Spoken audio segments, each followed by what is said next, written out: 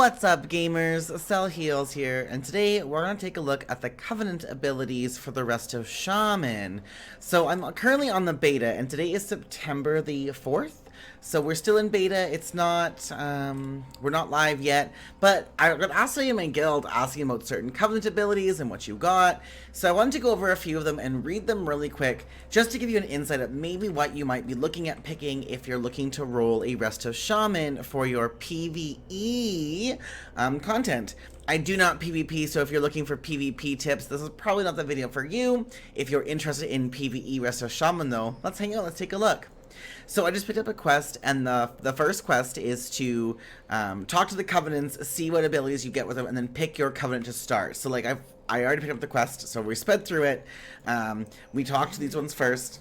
So if you want to see what the Kyrian abilities are, they show you. Can I just say though, like, how cute on like the little mounts? Like how cute. I think like they slap. Just cosmetically, they slap. But so the abilities you're gonna get if you run with the Kyrian are summon your steward, call your steward to bring you a vial of serenity that can be consumed to restore 20% health and remove all curse, disease, poison, and bleed effects. Your steward additionally offers access to a selection of a useful amenities each once per day. This is a 5-minute cooldown. Now, I know they've played around with this a little bit because in the first raid, Dwarf's looking really good to get rid of the bleed effects. If you don't want to go at Dwarf though, this is a really attractive situation just to get rid of that. It's strong in PvP. It's also going to be strong in PvE as well though. The other ability as a Resto Shaman you're getting is the Vesper Totem. Summon a totem at the target location for 30 seconds. Your next 3 damage spells or abilities will cause the totem to radiate 956 arcane damage to up to 6 enemies near the totem. And your next 3 healing spells will heal up to 6 allies near the totem for 856 health. Casting this ability again while the totem is active will relocate the totem. This is also on a 1-minute cooldown on a 40-yard range. So damage, I don't care. Like damage is gonna matter. If you got a big AoE pack, great. Otherwise, I'm kind of like I don't care. The healing though, I feel like this is gonna act. It's gonna act good. It kind of reminds me if you ever played a Holy Priest when they were chakras. With the AoE, what was that? The chakra for Serenity, I think, like the ground effect heal. If you're doing a Mythic Plus and you're stacked up and you're putting down a totem, kind of like another Cloudburst totem, this I think is going to be a really good option for 5-man Mythic Plus content. I think it's also going to be a really good spell to use healing-wise if you're stacked up on any raid progression fights. So, like, at a first look, I really like these abilities. I think that these are going to be, it's going to be tough to beat out of the first 4. Find your purity. Moving over to look at the Night Fae. I personally love everything about the Night Fae. I think they are cute as buttons. I want to be everything to do with them. I love Night Fae. Let's see what they do. So Night Fae. This armor, it's a choice. Can we just... That's a choice set of armor. But their mount is cute. But let's look at their abilities, shall we? So the Soul Shape. Turn into a Vulpin, teleporting 15 yards forward and increasing your movement speed by 50%. You may reactivate Soul Shape every few seconds to teleport again. It lasts for 12 seconds or indefinitely while in a rest area. So this is a really nice movement speed. If you were trying to get out of... Maybe not so much. Maybe it's a good way to run away if you're trying to PvP and world PvP. I don't really... I'm just kind of there. If you're looking at the PvE side of things, though, I think it could be really good if you have to move out of placements, really high movement fights. Maybe it gives you an extra like Soul Wolf, but we already have Soul, or is it Spirit Wolf? Ghost Wolf. I'm wrong, but we already have a Ghost Wolf. So, as much as I love the Night Fae, I feel like we already have something similar, except it's only 30% versus 50. The other ability is Fae Transfusion. Also, Soul Shape, sorry, was a 1.5-minute cooldown, but Fae Transfusion is a 2-minute cooldown and only 750 mana. Transfer the life force of up to 4 enemies in the targeted area, dealing 5,800 nature damage to each enemy over 2.8 seconds. That's actually not that much damage. Pressing Phase Transfusion again within 20 seconds will release 15% of all damage from Phase Transfusion, healing up to 8 allies near yourself. So my problem is, so if you have... so it's a channel spell, so you've got to channel this spell to deal damage. And then it's going to be only 15%. I feel like that's a really small heal. Like, what's 5,800? 15% of 5,800. Let's pull up a calculator. We're going to do this together, because I feel like we're going to figure this all out together. So 50, was it 58 or 53? 5,800.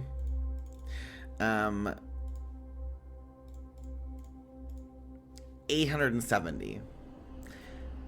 Our health pools are all like 21k with like your regular, whatever your 60 boost is. That's not that much of a heal. As much as I love the Night Fae, I think they need a buff. In the current state, as cute as they are, I don't think I'll be moving in that direction. Alright, so the next one we have, the Venthyr. Venthyr. Oh dear. So the ability, this gear, again, I don't really like it. It's there, you know, it doesn't really feel shamanesque to me, but it's there. Maybe some people are really into the candles on your shoulders, maybe. The abilities. Door of Shadows. When through the shadows, appearing at the target location. So basically a blink. That's what it appears like to me. Okay, that's a nice little doohickey, nice little movement ability. Doesn't really do a lot for me.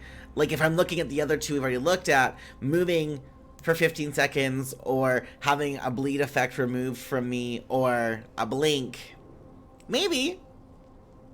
And Chain Harvest for 1,000 mana on a 1.5 minute cooldown.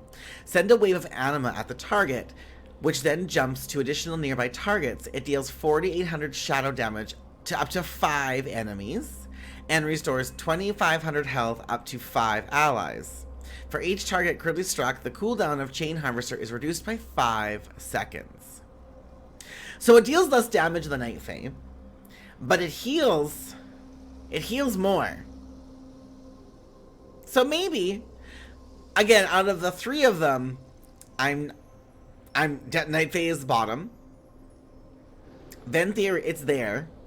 But I don't really see the point of it. Maybe I'm reading it wrong. But it just seems to be there.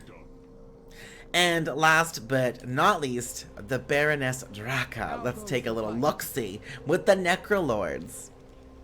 So here's the Necrolords. Now, I get, you know, it's okay. It's this gear, it's okay. It's probably my second choice. You know, as a healer, it's my second choice. The abilities, a channeled spell. Form a shield of flesh and bone over 4 seconds that absorbs damage equal to 20% of your maximum health for 2 minutes. Channeling near a corpse claims their essence to grow the shield up to 50% of your maximum health. This is most effective against powerful enemies.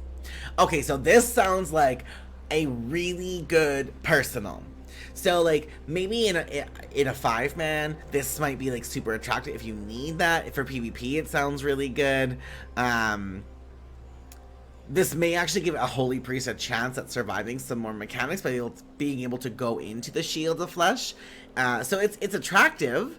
I like the idea, but, like, again, I have a spell which is called Astral Shift, which is 40%, but if it stacks, if I can use Astral Shift as well as this, like, I'm gonna be immune for days. Bubble who?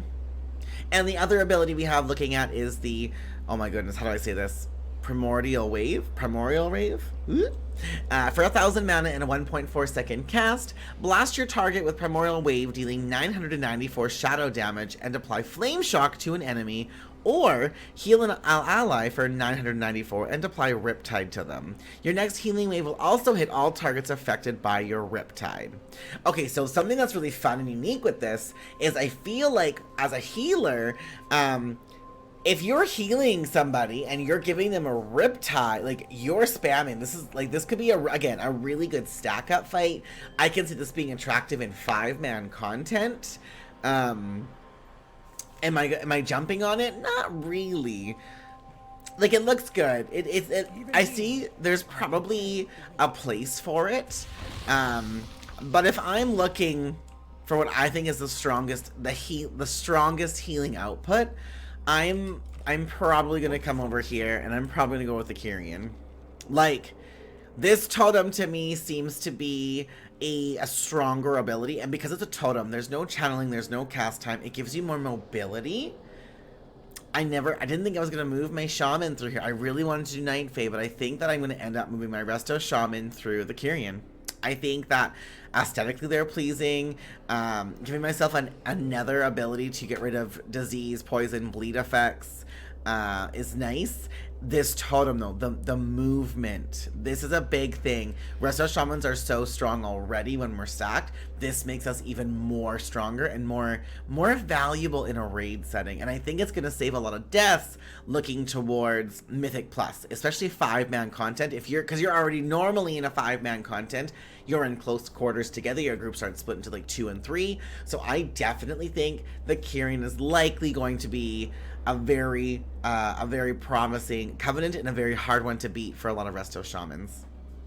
Alrighty, if you like this video and you like this content and you want to see more, feel free to like and subscribe. Thank you so much for watching. Be safe, be smart, wash your hands, and don't forget to wash your damn assholes. Alright, bye for now.